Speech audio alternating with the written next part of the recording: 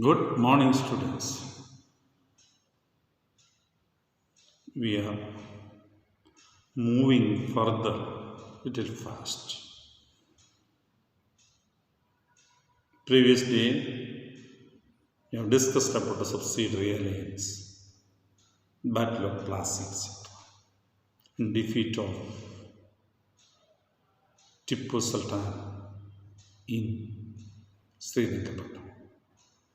Now we are discussing about another important power in India during that period, that is Marathas.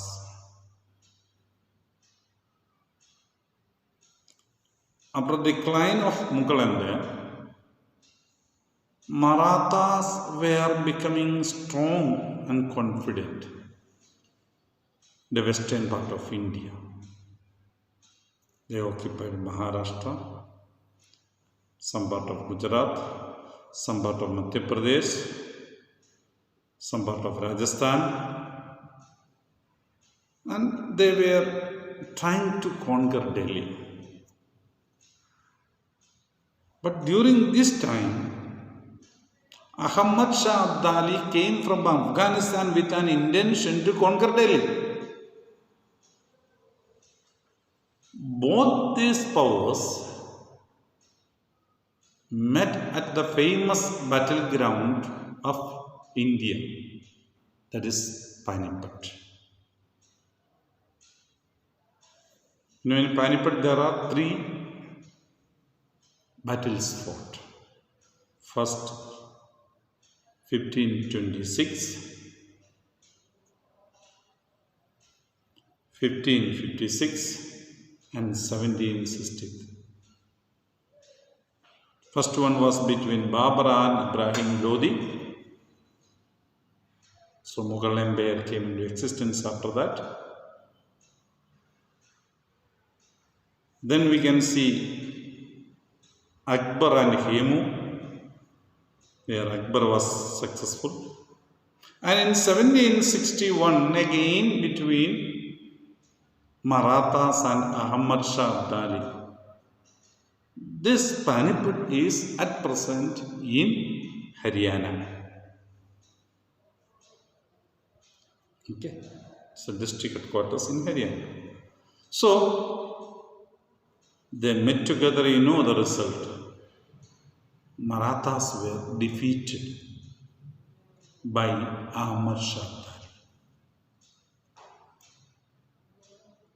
So that was an unexpected defeat, because Marathas were becoming strong and strong day by day. After death of Aurangzeb, Aurangzeb died in the year 1707. The third battle of Panipat is taking place in 1761.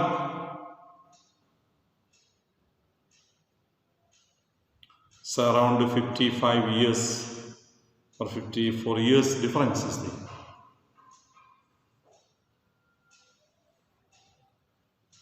So those Marathas were thinking that they could be able to be very strong.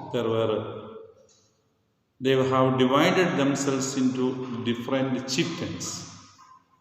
In Gwalior there were Scindias. In Indo there were Holkars. In Baroda there were Gaikwads. In Pune there are Peshwas were there. So like that they have divided themselves into different confederations. So they thought that those confederations together when they fight they will be very strong. But they were defeated. So after this 1761 defeat of Marathas by Ahmad Shah Abdali. But you can see before that, In 1757, Battle of Plassey has taken place. Britishers were becoming powerful in that area. And in 1764, Battle of Buxar has taken place. They have established themselves and they began to spread. And in western part, they came to know the Marathas are becoming strong. So they tried to play their basic policy of divide and rule. So they divided the Maratha chieftains. Some of them were forced to accept a subsidiary alliance. And they began to rule them. So many battles were fought. Some Marathas won, Britishers won, all those things. And Britishers have tried their level best that Marathas and Tipu Sultan would never come together.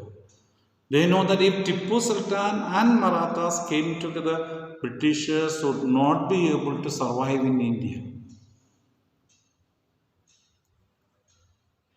They defeated Marathas.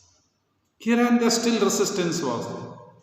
In Kittur, Rani Chennamma, she fought against the Britishers in 1824. But she was arrested, she was caught, and she died in the prison in 1829. Then another soldier from Kittur, Raina, fought against the British, but he was also caught and hanged by the Britishers. So Britishers, because of their military strength, the tax that they collected from India,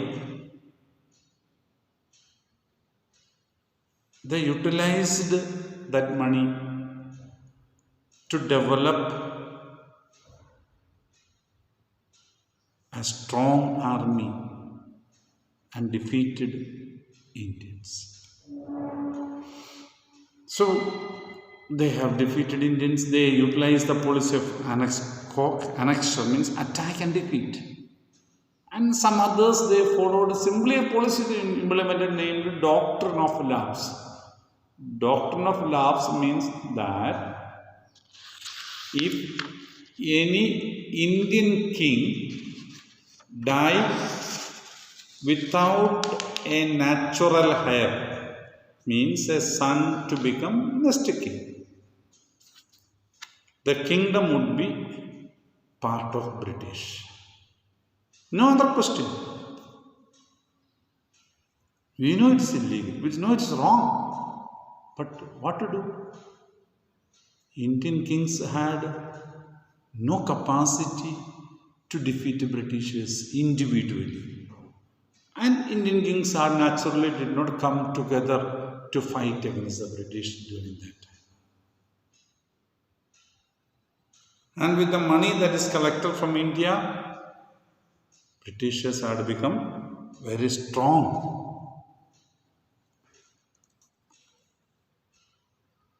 So they were given the power to collect the taxes by Mughal Emperor Shah Alam, mainly Bengal, Bihar and Orissa. And the Britishers tried to keep the same administrative setup in the villages. Tax collecting systems, everything. They try to keep us same as it is. Because the Britishers' intention was to collect the tax. They were not interested in any other activities. Judges were appointed. Already existing judges, they permitted it to continue as it is. First, they tried to bring up the British system of administration in India. But they came to know that it is not easy, so they kept as it is.